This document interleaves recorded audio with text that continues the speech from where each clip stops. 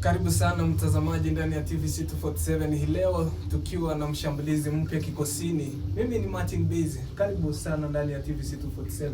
Asante sana Martin Base. Nami ni Maroline Achieng. Karibu mtazamaji, mgeni akija wenyeji hatuna budi kupata uhondo. Hivyo basi andamana nasi hadi tamati. Lakini kwanza hivi ni vya mshahamu. Seneta Edwin Sifuna ambia kundi la Linda Ground kwamba katu hawataondoka ODM. Daktari Njoku Wamai amesema kwamba hakuna dhamira ya kisiasa ya kutekeleza kanuni ya theluthi mbili ya jinsia. Rais Samia Suluhu Hassan amchukua mtoto wa kike aliyeachwa na kumlea kama mtoto wake, akampa jina la Grace Suluhu. Na mwanamke wa Kenya afichua mazungumzo makali na baba wa mtoto anayekataa kuwahudumia watoto. Michezoni, Chelsea watakuwa kimenyana na PSG usiku wa leo saa 5. Na kimataifa tuliokuandalia ni kwamba kwa nini Iran inataka vita vyake dhidi ya Israeli na Marekani viendelee.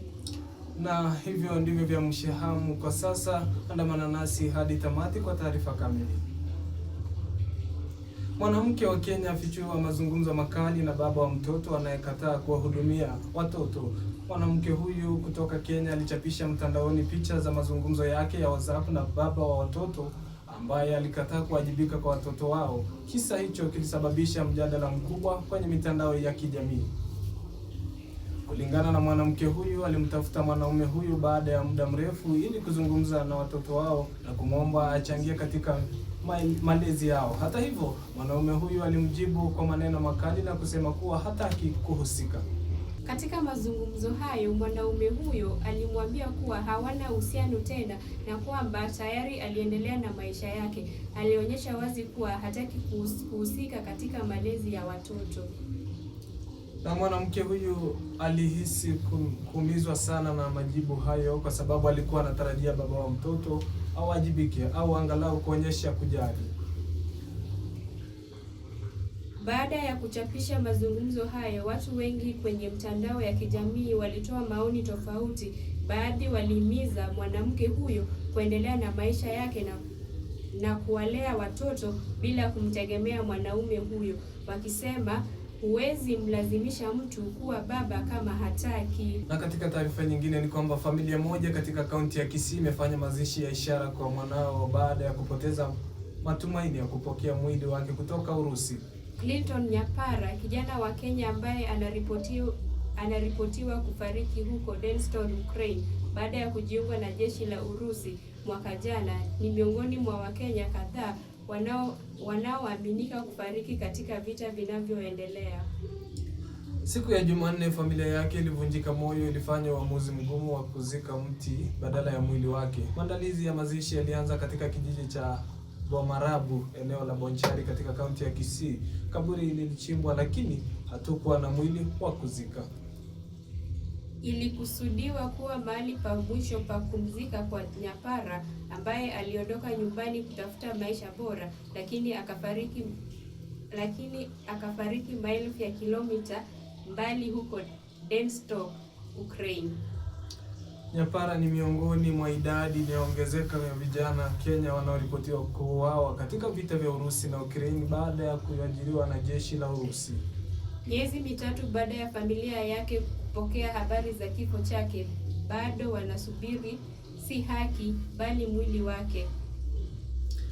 Kungoja huko kumekuwa kwa muda mrefu sana na mchungu mno. Baada ya mashauriano marefu ya wazee wa kijiji, familia iliamua kupanda mti katika kaburi ambalo lingekuwa la mwanawe.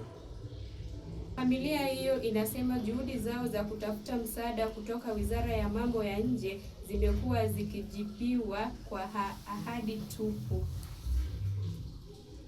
Huo ndio huenda ukawa mwisho wa faraja watakayopata baada ya wiki nyingi za kuahidiwa kuwa mwili wa Nyapara utarejeshwa nyumbani. Familia sasa imeamua kufunga swala hilo kwa kufanya tambiko maalum, wakitumaini kwamba siku moja ndoto za Nyapara zitaendelea kuishi kupitia mwana wake wa miaka 6. Wengine wapotea Narok katika eneo la Transmara Mashariki. Maumivu ya aina nyingi yanaendelea.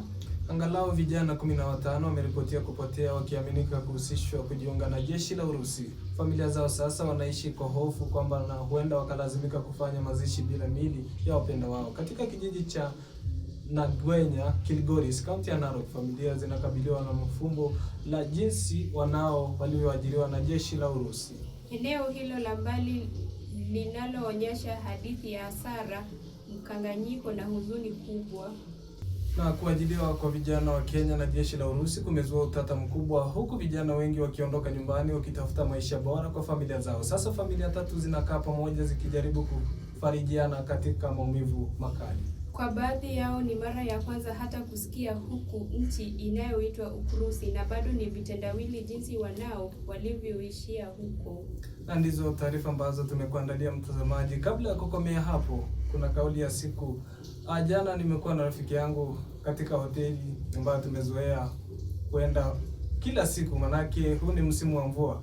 Kwa hivyo tukafika huko tukiwa na vishilingi vichache, tukaamua kuitisha chai ya moto ambayo ingetupasha maini yetu, sababu mvua imeleta baridi.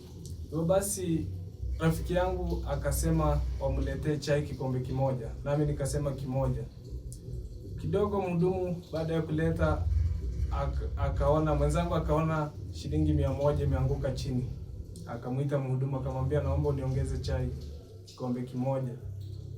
Tukanywa, kumaliza ndugu yangu ama rafiki yangu akasema, sasa tunataka kulipa. Kufikia hatua ya kulipa, kutoa noti ya shilingi 100 aliyokuwa nayo mfukoni, kapata ni ile shilingi 100 ambayo aliokota.